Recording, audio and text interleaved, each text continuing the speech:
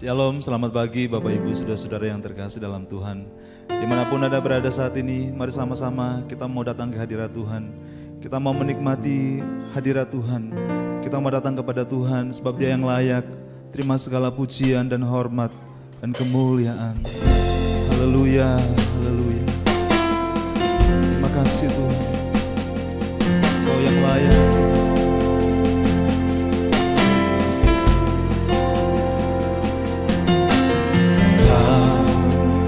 Cinta hidupku,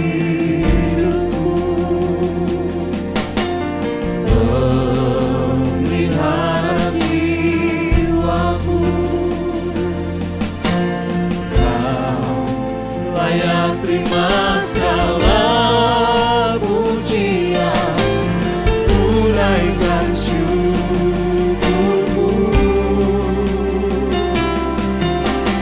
Kau pemilik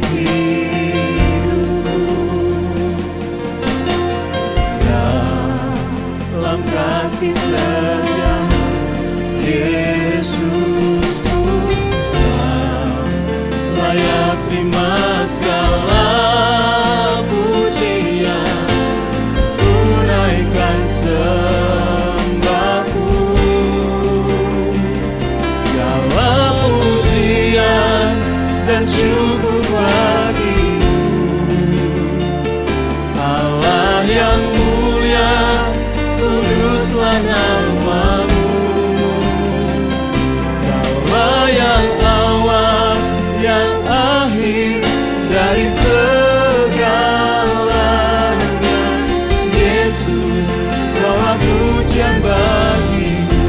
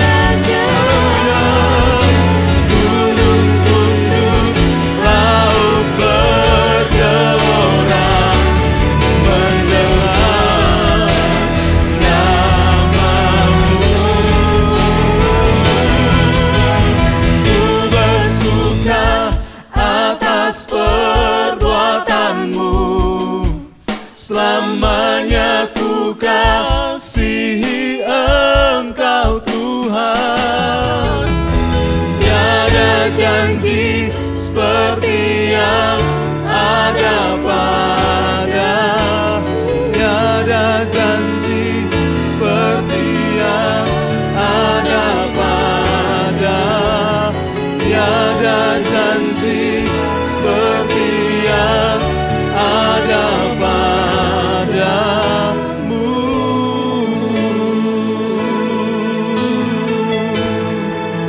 Terima kasih Tuhan. Haleluya, haleluya. Engkau dahsyat Tuhan, Engkau ajaib Tuhan. Janji-Mu begitu luar biasa dalam hidup kami Tuhan. Kami mengagumi Engkau Tuhan kami, Allah kami. Haleluya. Oh, kami muliakan Engkau Tuhan. Haleluya. Haleluya. Haleluya, haleluya. Oh, tinggikan nama-Mu Tuhan. Tinggikan nama-Mu Yesus. Allah yang mulia, Allah yang ajaib Tuhan. Engkau ajaib Tuhan, Engkau ajaib Yesus. Kau kami tinggikan, Kau kami muliakan Tuhan. Haleluya, haleluya, haleluya, haleluya. Oh, besar Engkau Tuhan, tiada yang seperti-Mu Tuhan, tiada yang seperti-Mu Tuhan. Haleluya. Terima kasih Tuhan. Terpujilah nama-Mu Tuhan. Betapa kami bangga punya Engkau Tuhan, Allah kami yang besar. Tiada ada Allah yang seperti Engkau Tuhan. Engkau dahsyat, Engkau luar biasa Tuhan. Terima kasih, kami bersuka cita karena Engkau Tuhan. Sebabnya pagi ini kami mau bersorak-sorai bagi Engkau Tuhan. Engkau hadir bersama-sama dengan kami Tuhan.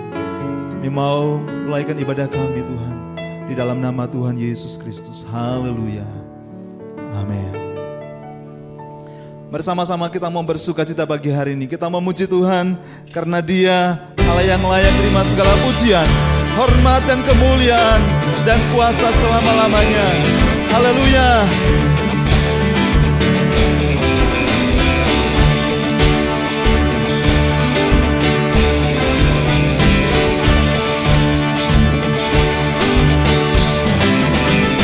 Pujian dan hormat, kemuliaan dan kuasa bagi Allah yang kekal.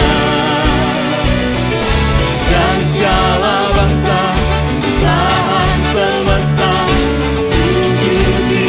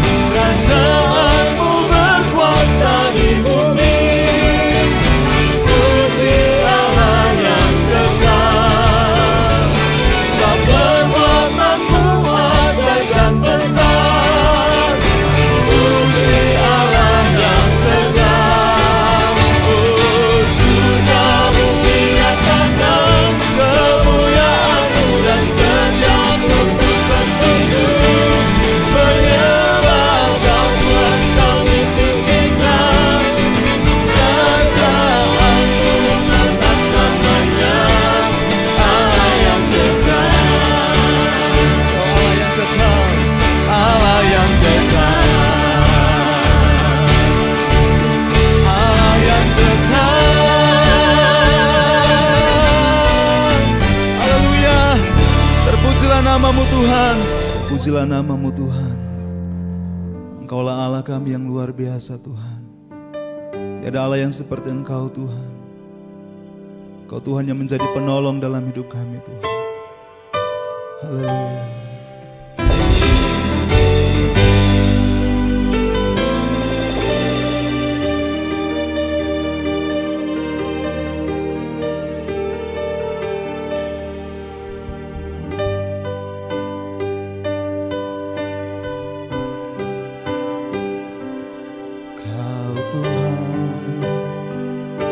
Penolong dalam hidupku, ku percaya hanya kepada-Mu.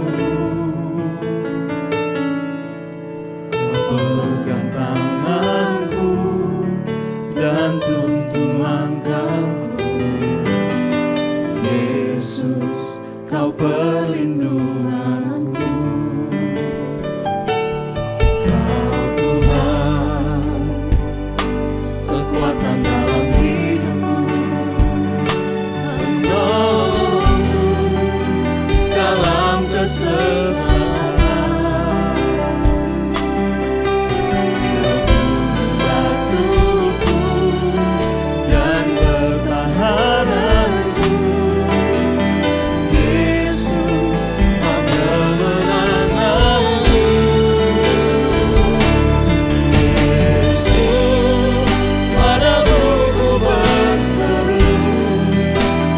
Penyelaman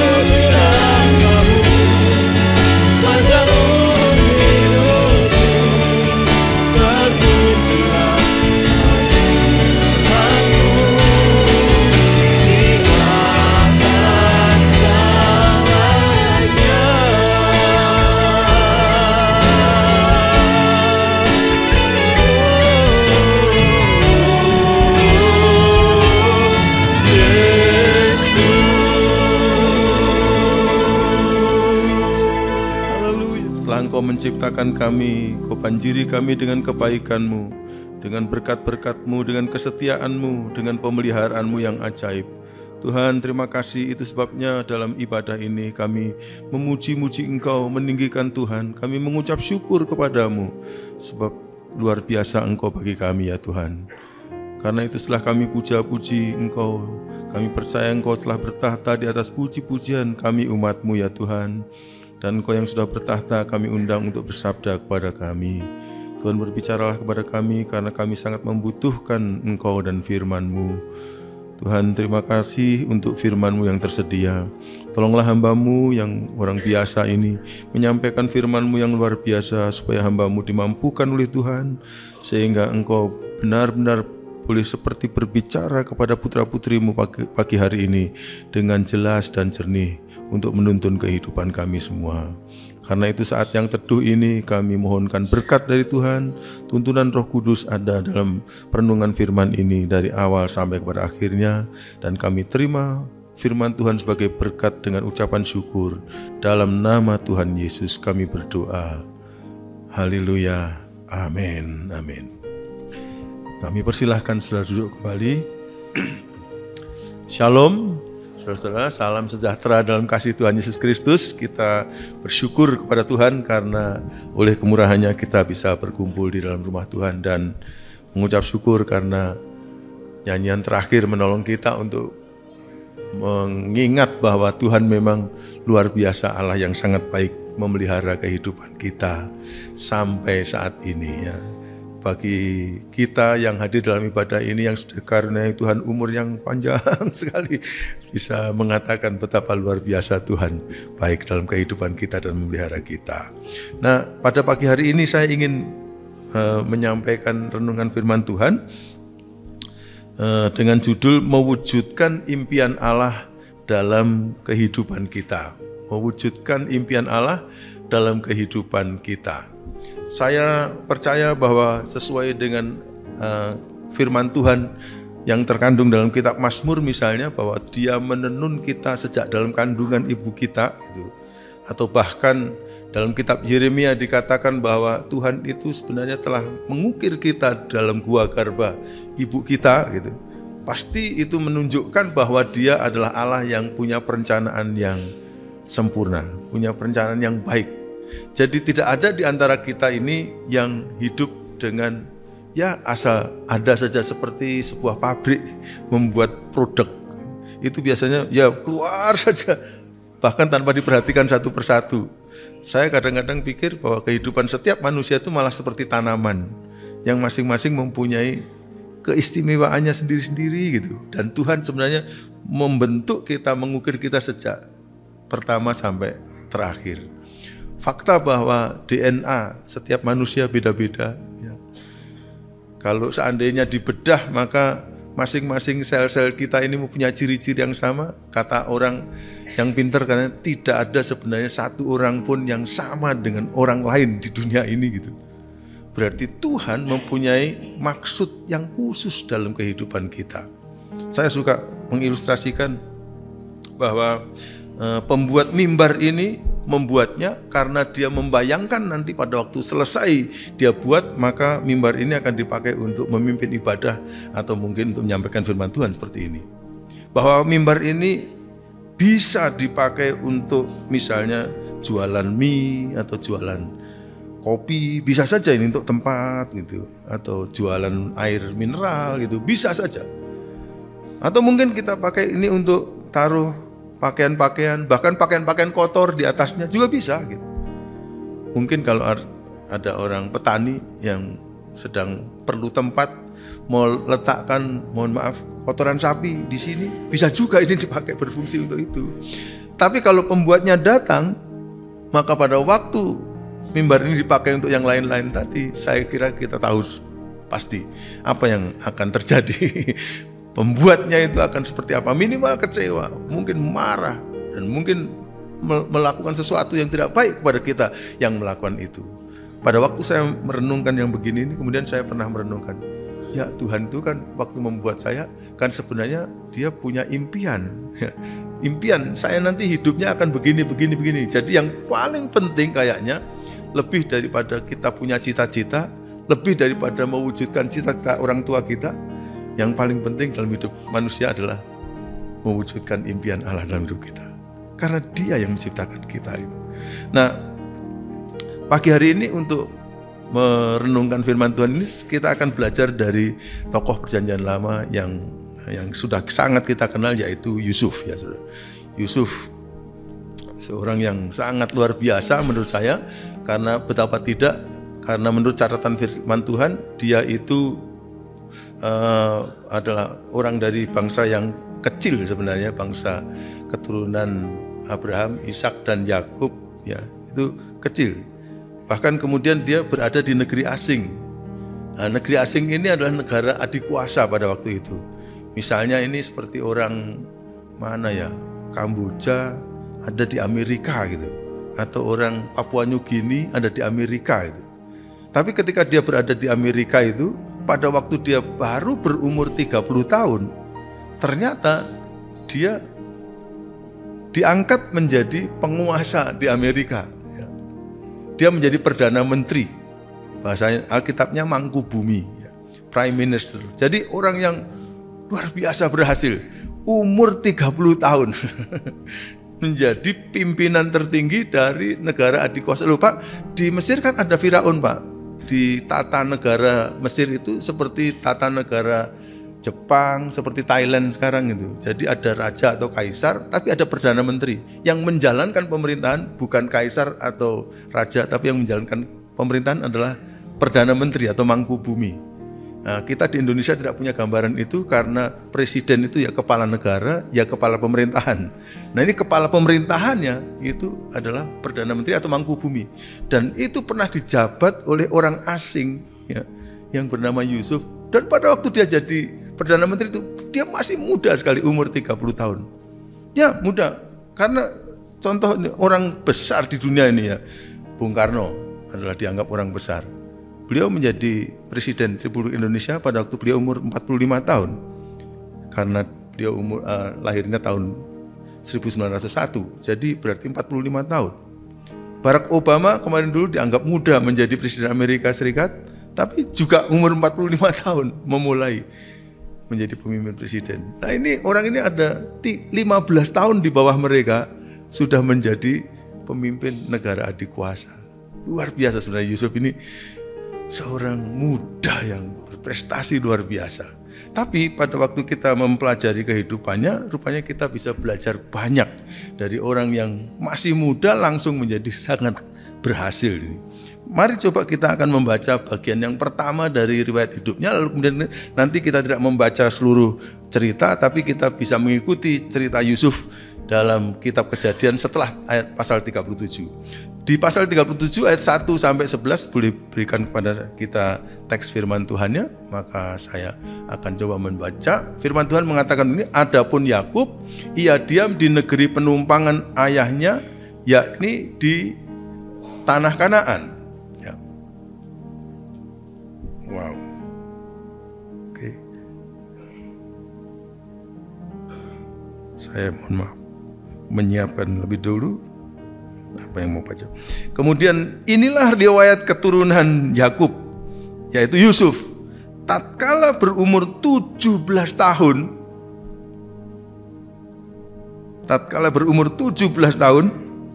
jadi masih muda.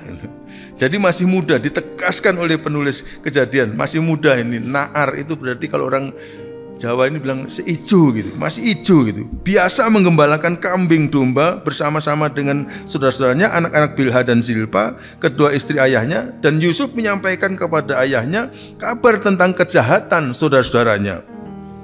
Israel, Yakub, lebih mengasihi Yusuf dari semua anaknya yang lain, sebab Yusuf itulah anaknya yang lahir pada masa tuanya, dan ia menyuruh membuat jubah yang maha indah bagi Yusuf. Setelah dilihat oleh saudara-saudaranya bahwa ayahnya si Yakub lebih mengasihi Yusuf dari semua saudaranya, maka bencilah mereka itu kepadanya dan tidak mau menyapanya dengan ramah.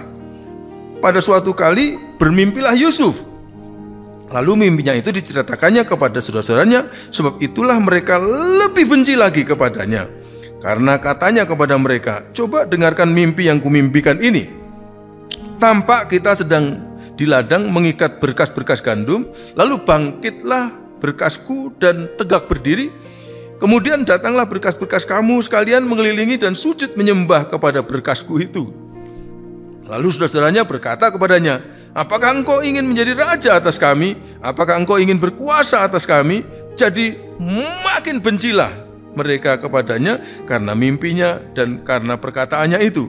Lalu ia memimpikan pula mimpi yang lain yang diceritakannya kepada saudara-saudaranya. Katanya, aku bermimpi pula, tampak matahari, bulan dan 11 bintang sujud menyembah kepadaku. Setelah hal itu diceritakannya kepada ayah dan saudara-saudaranya, maka ia ditegur oleh ayahnya. Mimpi apa mimpimu itu? Masakan aku dan ibumu serta saudara-saudaramu sujud menyembah kepadamu sampai ke tanah? Maka iri hatilah saudara-saudaranya kepadanya, tetapi ayahnya menyimpan hal itu dalam hatinya. Ya, saudara-saudara, ini cerita permulaan dari kisah Yusuf yang kita dengar bersama-sama. Jadi Yusuf itu dapat mimpi. Orang kalau dapat mimpi itu pikir-pikir ya kan, sebenarnya saya pikir orang tidak pernah bisa mengarang waktu mau tidur mau mimpi apa gitu ya. Jadi kadang-kadang mimpi itu juga bisa dipakai oleh Tuhan untuk sebagai alat untuk Tuhan menunjukkan apa yang Dia akan mau jadikan dalam kehidupan kita. Ya kan, kalau kita mau tidur lalu aku nanti mimpi gini, ternyata mimpinya bukan itu. Jadi mimpi itu datang dari mana sebenarnya? Nah, makanya saya katakan mimpi bisa dipakai Tuhan sebagai alat untuk menyampaikan kehendaknya bagi kita. Nah, Yusuf dikasih mimpi tadi, tapi ya dia polos-polos, sebenarnya agak bodoh ini. Mimpinya itu sebenarnya tafsirannya sudah begitu jelas. Ada matahari, bulan, 11 bintang. Itu terlalu jelas itu. Nggak bagus ya. Lalu kemudian katakan ada berkasku, berkas-berkasmu menyembah. Itu sebenarnya ya anak umur 17 tahun yang mungkin sudah mulai pikir-pikir, ngerti-ngerti sedikit. Tapi diceritakan juga. Dan kita tahu bahwa karena diceritakan tadi firman Tuhan mengatakan saudara-saudaranya benci, lalu dikatakan lebih benci, lalu kemudian makin benci, dan yang terakhir iri. Lalu Yusuf juga tinggal di rumah itu, ternyata akhirnya karena saudara-saudaranya sangat gak senang dengan dia, gara-gara orang tuanya memberikan perlakuan yang terlalu istimewa kepada dia. Si Yusuf ini, tadi dikatakan Yusuf diberi pakaian jubah maha indah. Ternyata dari kalimat aslinya itu, kemungkinan besar itu adalah jubah yang biasa dipakai oleh pangeran. Jadi dikasih harga yang sangat mahal. Nah, saudara-saudaranya suruh mengembalakan kambing domba. Kan saudara pasti loh, kalau ada tindakan seperti begini, ya kita kalau di rumah sebaiknya nggak lakukan begini. Sehingga menimbulkan iri hati satu dengan yang lain. Memang Yakub ini saking sayangnya pada Yusuf, akhirnya menyebabkan Yusuf mengalami yang seperti itu. Dan gara-gara itu, saudara-saudaranya dikatakan di rumah dia tidak disapa dengan ramah. Nah, saudara-saudara, kalau kita membaca teks yang pertama tadi, saya tidak tahu kalau ada di antara saudara-saudara mengatakan saya ingin seperti Yusuf gitu. Maksud saya, kok nasibnya Yusuf itu lahir, lalu diperlakukan oleh ayahnya begitu istimewa, kan bukan Yusuf yang meminta. Kan bukan Yusuf yang mengharapkan, diperlakukan oleh istimewa sehingga saudara-saudaranya benci, dan karena saudara-saudaranya benci, maka ketika ayahnya memberikan perlakuan istimewa lagi, lebih benci, maka makin benci sampai iri. Dan kata firman Tuhan, tiap hari dia ketemu dengan 10 saudara tuanya itu, tidak pernah 10 orang saudara tuanya itu menyapa dia dengan ramah. Siapa yang mau tinggal di rumah seperti itu? Tiap kali ketemu kakaknya, come on, sini, bawa itu. Semua perlakuan begitu. Bayangkan pagi, siang, sore, malam, makan sana gitu. Nggak boleh makan gitu. Semua nggak ramah. Ada di antara kita yang mau hidup 17 tahun dalam keadaan seperti itu. Nggak enak ya. Sebenarnya Yusuf ini apabila dia membiarkan hidupnya dikuasai masa lalunya, maka dia tidak bisa move on, tidak bisa maju. Tapi dalam hidup Yusuf ini kita bisa belajar beberapa hal. Coba kita belajar 1-2 hal dalam kehidupannya. Yang pertama-tama saya lihat akhirnya Tuhan bisa menolong untuk memakai dia. Karena Tuhan melihat di dalam kehidupannya ada sedikit mutiara-mutiara yang bisa dikembangkan. Yang pertama, bahwa Yusuf ini adalah orang yang tidak mau dikuasai oleh masa lalunya. Tidak mau dikuasai masa lalunya.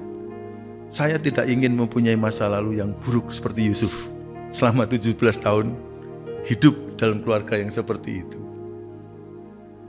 Betul ya saudara? Tapi dia tidak membiarkan masa lalunya itu akan menguasai dia. Sehingga karena menguasai dia, maka dia tidak bisa bergerak maju dalam kehidupannya. Kita tahu dia akhirnya diperlakukan dengan sangat tidak adil oleh kakak-kakaknya. Dia kemudian dimasukkan ke dalam sumur, lalu dia dijual kepada saudagar, sampai akhirnya dijual sebagai budak belian, sampai akhirnya dia pergi jauh. Masih umur 17 tahun, sudah terpisah dari keluarganya sebagai budak belian di negara besar, dan dia bukan siapa-siapa.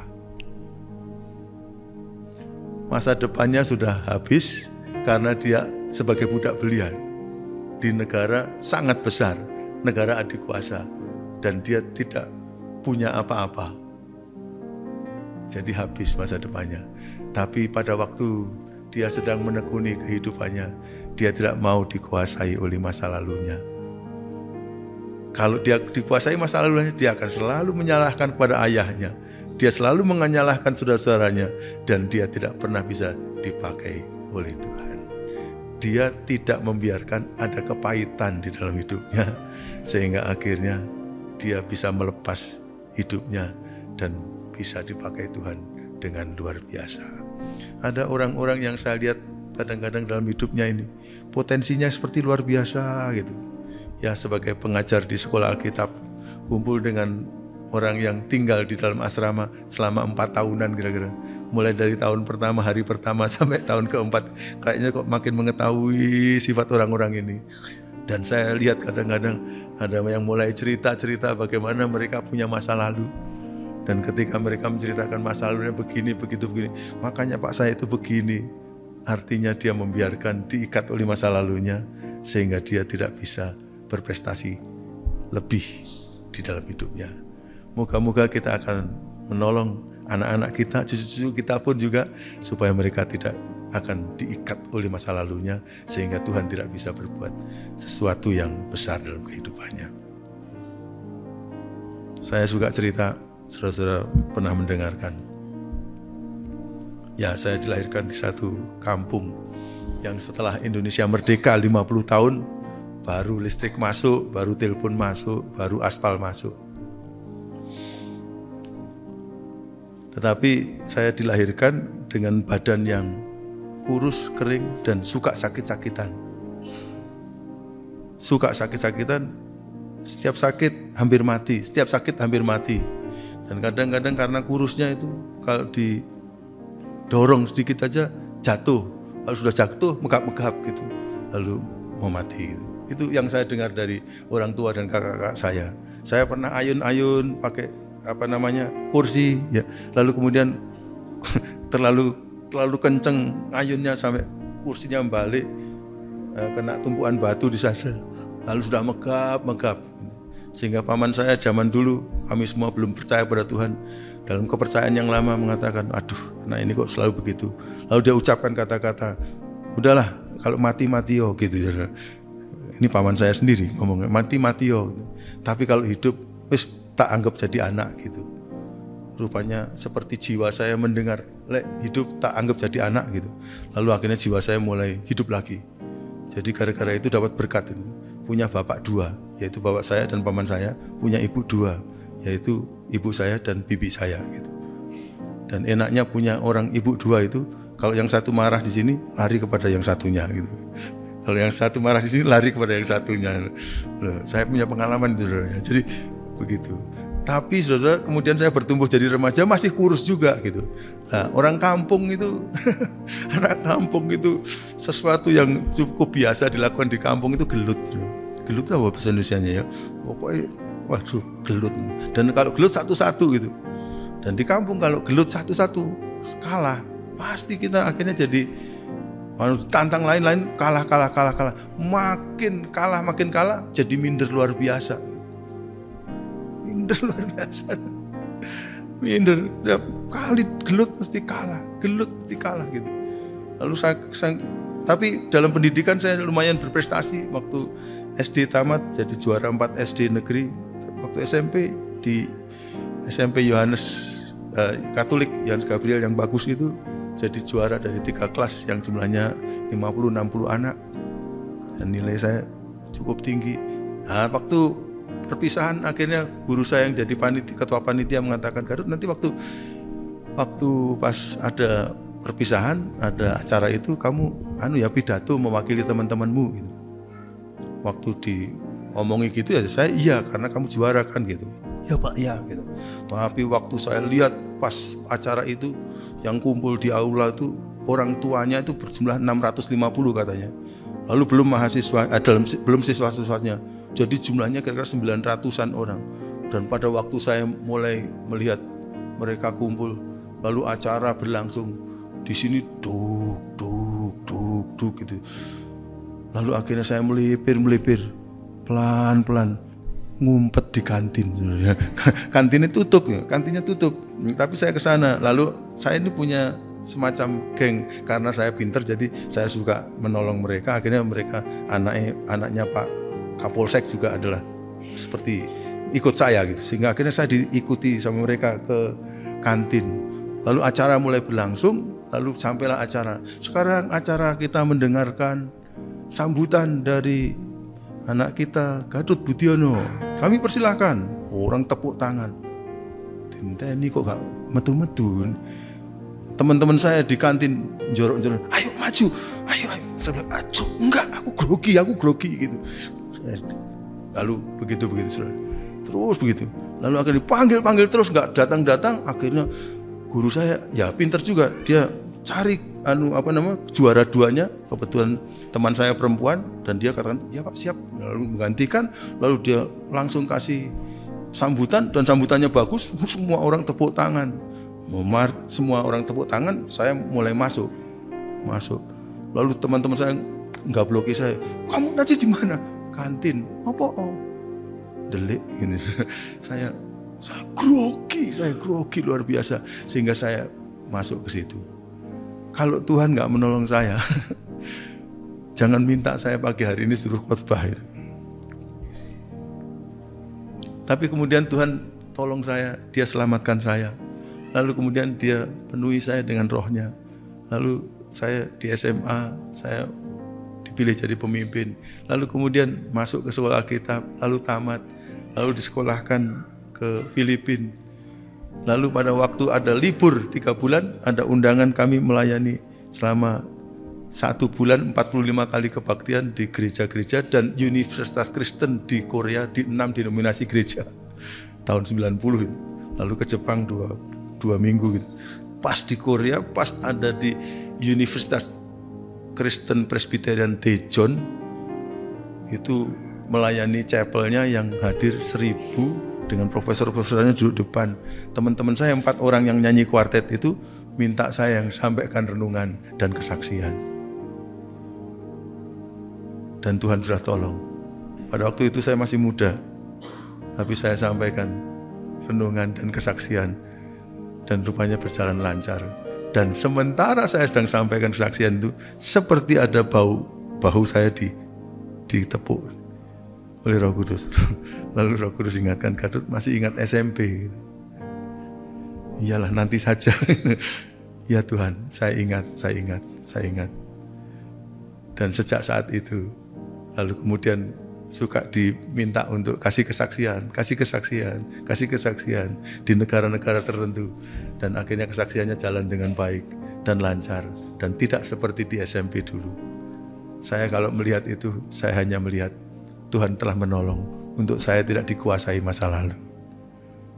Sehingga Tuhan bisa memakai mulut saya, memakai hati saya, memakai pikiran saya untuk kehendaknya sesuai dengan impiannya Dia. Dia mau impian apa, boleh terjadi. Moga-moga kita akan ditolong oleh Tuhan entahkah kita sendiri atau keturunan kita tolong supaya mereka tidak dikuasai oleh masa lalu yang mungkin buruk. Kadang-kadang masa lalu yang terlalu baik juga menjerat orang untuk tidak maju karena selalu ingat kebaikan masa lalu yang terlalu baik.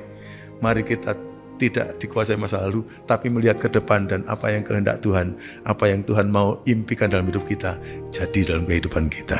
Amin. Yang kedua, di samping tidak dikuasai masa lalu, saya lihat Yusuf ini orang yang tekun menjalani proses jalan Tuhan. Jalan hidupnya sangat tidak enak. Saya tidak tahu kalau ada di antara kita yang mau selama 17 tahun hidup dengan keluarganya diperlakukan seperti itu. Bayangkan pagi, siang, sore itu rasanya nggak enak. Ketemu 10 saudara selalu nyapa dengan tidak ramah, bayangkan. Orang tuanya makin memanjakan dia, makin mereka bertindak begitu. Rasanya waktu makan, lalu tahu-tahu saudaranya datang, makan gak enak. Waktu tidur saudaranya datang, dibangunkan dengan paksa, gak enak. 17 tahun. Setelah begitu dijual, jadi budak belian. Anak dimanja, dijadikan budak belian. Gak enak. 13 tahun. Bahkan ketika di tanah asing, kita tahu ceritanya. Istri Potifar memfitnah dia sampai dia akhirnya dimasukkan ke dalam penjara walaupun dia tidak salah sama sekali. Kasihan. Selama 30 tahun hidup itu, waduh, jalannya seperti terjal luar biasa. Saya tidak tahu kalau ada di antara kita yang pernah mengalami seperti itu. Selama 30 tahun hidupnya, ketika Tuhan pada waktu 30 tahun mengangkat dia jadi orang nomor 1 di seluruh dunia. Tapi sebelum itu semuanya seperti serba tidak enak. Tapi Yusuf, firman Tuhan katakan, kasih karunia Tuhan, kemurahan Tuhan turun atas Yusuf. Dan Yusuf dipandang baik oleh orang-orang yang ada di sekitarnya. Ada berkat Tuhan, tetapi orangnya harus juga ikut proses jalan Tuhan. Dan dari ketekunan Yusuf mengikuti proses jalan Tuhan, maka dia mendapatkan kemuliaan yang setinggi-tingginya. Ada hukum katanya dalam kepemimpinan, saudara, yang mengatakan begini: kebesaran seorang pemimpin itu ditentukan oleh besarnya masalah yang dapat diselesaikannya. Kalau kita hanya bisa menyelesaikan persoalan-persoalan yang rumitnya setingkat RT, ya kita jadi ketua RT aja. Tapi kalau kita naik tingkat, kalau persoalan-persoalan setingkat RW bisa kita selesaikan, maka kita bisa menjadi calon RW. Tapi kalau kesulitan-kesulitan yang bisa kita atasi lebih naik lagi setingkat kelurahan, maka kita bisa jadi calon lurah. Kalau kesulitan-kesulitan hidup yang kita atasi bisa sampai ke tingkat kecamatan, kita bisa jadi calon camat. Begitu seterusnya, sampai kalau Yusuf umur 30 tahun, dia bisa menjadi mangku bumi dari kerajaan Mesir. Itu berarti dia ditolong oleh Tuhan. Jadi 30 tahun itu mengalami akselerasi, percepatan kemampuan yang luar biasa. Otot-otot hidupnya itu begitu cepat dikembangkan sehingga sangat kuat. Sehingga pada waktu umur 30 tahun bisa dipakai Tuhan untuk menjadi pemimpin besar sedunia. Karena itu, proses itu menuntut respons yang tepat dari kita. Apabila kita mengalami dalam kesulitan-kesulitan hidup seperti yang dialami oleh Yusuf, marilah kita mengatakan, Tuhan, tolong saya. Bawa saya melewati ini dan berhasil. Sehingga akhirnya otot-otot kehidupan saya akan makin bagus. Dan saya percaya Tuhan bisa mempercayakan kepada kita kepercayaan-kepercayaan yang lebih besar dan lebih tinggi dalam kehidupan. Demikian juga caranya kita mendidik anak-anak kita. Moga-moga kita akan ditolong oleh Tuhan mendidik anak-anak dan cucu-cucu kita supaya mereka terbiasa dengan hal-hal yang sulit dalam kehidupannya. Dan kesulitan-kesulitan itu kalau dimaknai dengan tepat, maka itu akan membentuk otot kehidupan yang luar biasa. Moga-moga kita akan ditolong Tuhan, termasuk dalam perjalanan kehidupan khusus kerohanian kita. Hanya orang-orang yang menekuni jalan Tuhan dan tidak menghindar dari pimpinan Tuhan, maka justru dia akan menjadi orang-orang yang secara rohani akan menjadi orang-orang yang kuat di dalam Tuhan. Pertama, Yusuf tidak dikuasai masa lalunya. Yang kedua, dia tekun menjalani proses jalan Tuhan. Dan yang ketiga, dia selalu berusaha bertindak benar. Selalu berusaha bertindak benar. Pada waktu tidak ada satu biji mata pun sedang melihat dia. Kapan itu, Pak? Waktu dia diajak masuk oleh istri Potifar hanya di kamar berduaan. Dan semua pegawainya sedang ditugas luarkan. Sebenarnya Yusuf sebagai seorang anak asing datang ke situ, orang tuanya juga nggak akan tahu kalau dia sebenarnya berbuat yang tidak benar di hadapan Tuhan. Tapi rupanya Yusuf diajar oleh orang tuanya bahwa mata Tuhan ada di segala tempat. Dan akhirnya dia tidak mau diajak untuk berbuat tidak benar oleh istri Potifar. Sedemikian sampai istri Potifar mau memperkosa dia sampai akhirnya semua baju luarnya dapat direbut oleh istri Potifar dan kemudian dia hanya keluar dengan baju dalamnya saja. Lalu istri Potifar membalik lidahnya dan mengatakan Yusuf mau memperkosa dia. Sehingga dia masuk ke penjara. Dia tetap bertindak benar walaupun tidak ada satu biji mata manusia yang melihatnya. Karena Yusuf punya kepercayaan, mata Tuhan melihat apa yang engkau buat, baik yang baik, baik yang jahat. Begitu anak sekolah minggu kita ajari nyanyi lagu tersebut. Yang kedua, dia tetap bertindak benar walaupun diperlakukan dengan tidak benar. Dia diperlakukan dengan tidak benar oleh istri Potifar, tapi dia tetap tidak benar saja kepada Potifar. Dia diperlakukan tidak benar oleh saudara-saudaranya, tapi tetap dia bertindak benar saja kepada saudara-saudaranya. Dia tidak mau bertindak benar ketika diperlakukan tidak benar. Kadang-kadang ini pergumulan bawahan. Ketika atasan memperlakukan tidak benar, lalu kita kemudian cenderung untuk ganti melakukan nggak benar, entahkah kepada bawahan kita, entahkah kepada sesama kita, atau juga membalas kejahatan dengan kejahatan. Moga-moga kita jadi orang yang seperti Yusuf, waktu diperlakukan tidak benar, kita tetap bertindak dengan benar. Dan yang terakhir, akhirnya Yusuf jadi Perdana Menteri, cincin kerajaan itu stempel, ada di jari manisnya. Zaman dulu, zaman Yusuf kan zaman tanah liat. Sehingga kalau bikin prasasti apa-apa ditulis kayak di genteng gitu. Lalu kemudian kalau sudah ditulis genteng, tanda tangan Perdana Menteri, lalu dicap pakai cincin kerajaan. Diberikan oleh Firaun kepada Yusuf, berarti dunia ada di tangannya. Segala kuasa ada di tangannya. Dan pada waktu segala kuasa ada di tangannya, datanglah saudara-saudaranya, saudara kandungnya, yang membuat dia mempunyai pengalaman buruk selama 13 tahun. Setelah pisah dari orang tuanya, bahkan 17 tahun bersama-sama mempunyai pengalaman buruk. Saya kira kalau Yusuf mau bertindak benar, itu saatnya sangat mungkin dia bertindak tidak benar. Karena apa? Segala kuasa ada di tangannya.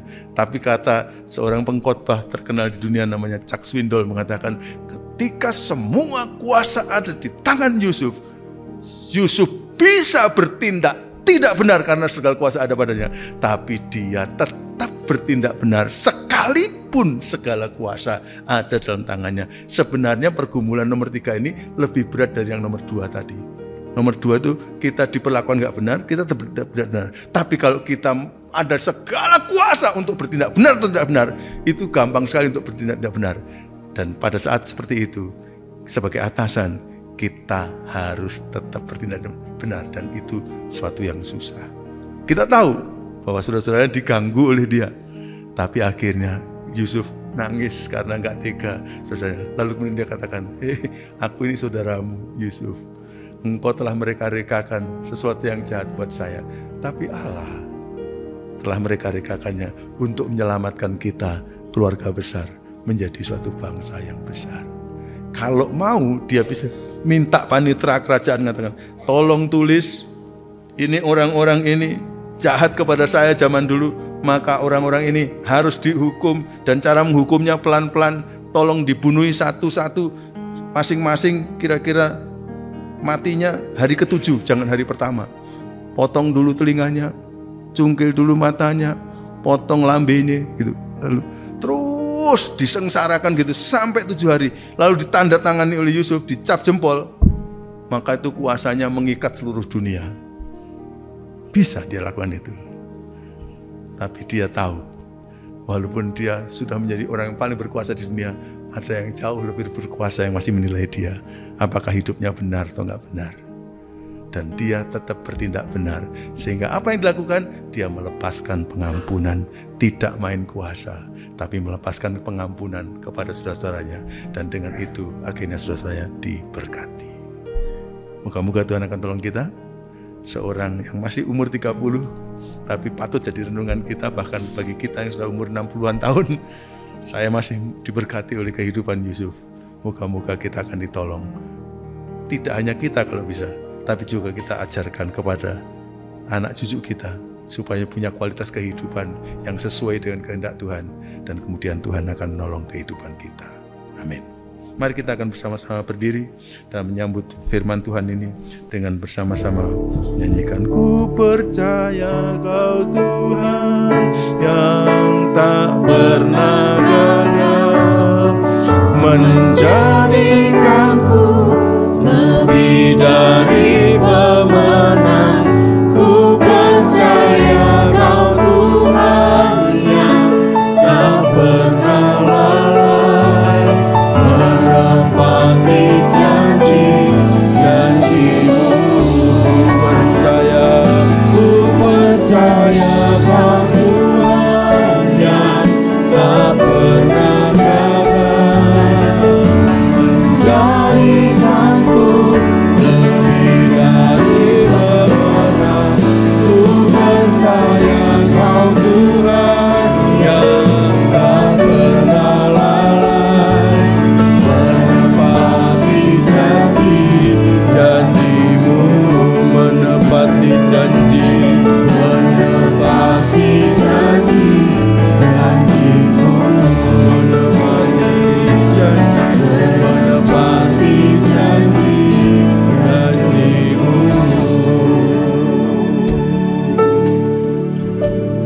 Bapa kami yang dalam surga, kami datang kepadamu. Terima kasih ya Tuhan untuk firman-Mu yang telah ditulis bagi kami. Begitu luar biasa kalau manusia mau hidup di bawah bayang-bayang kekuasaan Tuhan. Begitu luar biasa kalau manusia mau hidup di bawah bayang-bayang tuntunan Tuhan.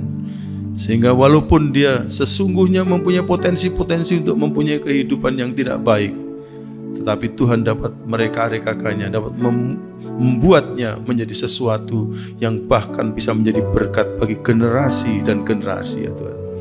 Karena itu kami semua datang di hadapan-Mu di bawah panji renungan firman Tuhan. Kami membawa keluarga-keluarga kami kepadamu ya Tuhan. Kami memohon Tuhan akan memberkati keluarga-keluarga kami. Kami mohon Tuhan akan menolong anak-anak kami, cucu-cucu kami, keluarga kami, suami, istri. Supaya kami mempunyai kualitas kehidupan yang benar di hadapan Tuhan. Bahkan ketika tidak dilihat satu biji mata pun kami mau hidup benar di hadapan Tuhan. Pada waktu kami diperlakukan tidak benar, kami mau ditolong oleh Tuhan untuk tetap bertindak benar. Dan bahkan ketika semua kuasa untuk bertindak benar atau tidak benar ada dalam tangan kami tetap mau bertindak benar di hadapan-Mu. Tuhan, ini tidak mungkin dengan kekuatan kami sendiri. Kami sangat memerlukan Roh Kudus. Roh Kudus tolong kami supaya kami dapat dijaga untuk hidup selalu benar di hadapan Tuhan. Dan dengan itu, seperti halnya Yusuf telah Kau berkati kehidupannya, kami pun dapat menjadi orang-orang yang diberkati bersama dengan keluarga-keluarga kami. Kami serahkan keluarga kami serahkan gereja kami serahkan bangsa kami dalam tangan-Mu. Kami mohon berkat dari Tuhan, dan kami mengucap syukur untuk firman-Mu. Dalam nama Tuhan Yesus, kami bersyukur ini. Haleluya. Amin.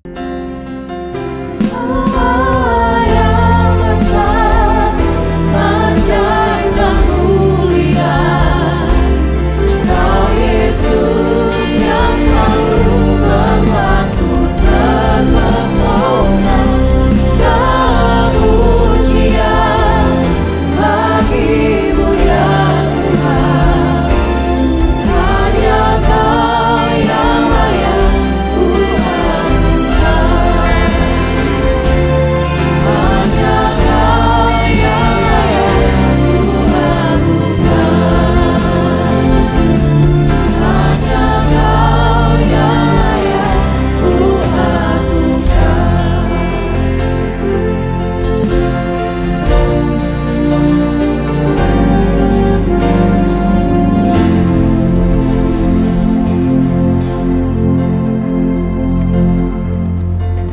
Ya Tuhan, hadirat-Mu tetap menyertai mereka untuk memberkati setiap rumah tangga mereka, seluruh anggota keluarga mereka.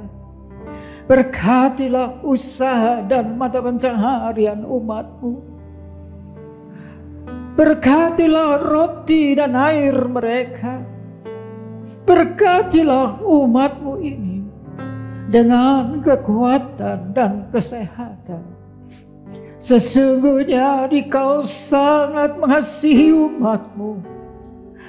Seluruh umat-Mu ini ada di dalam telapak tangan-Mu, dan tak seorang pun dapat merampas mereka, domba-domba-Mu ini, dari dalam tangan-Mu.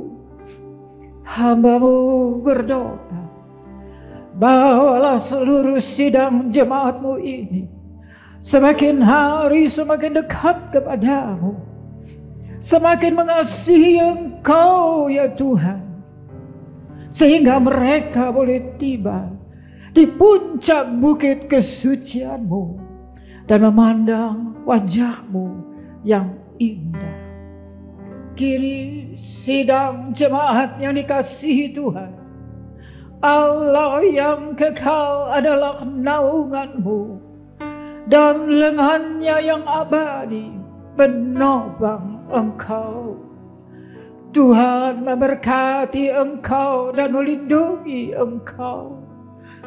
Tuhan menyinari Engkau dengan wajah-Nya, serta memberikan Engkau kasih karunia. Tuhan menghadapkan wajah-Nya kepadamu dan memberikan engkau damai sejahtera di dalam berkat nama Tuhan Yesus Kristus. Amin.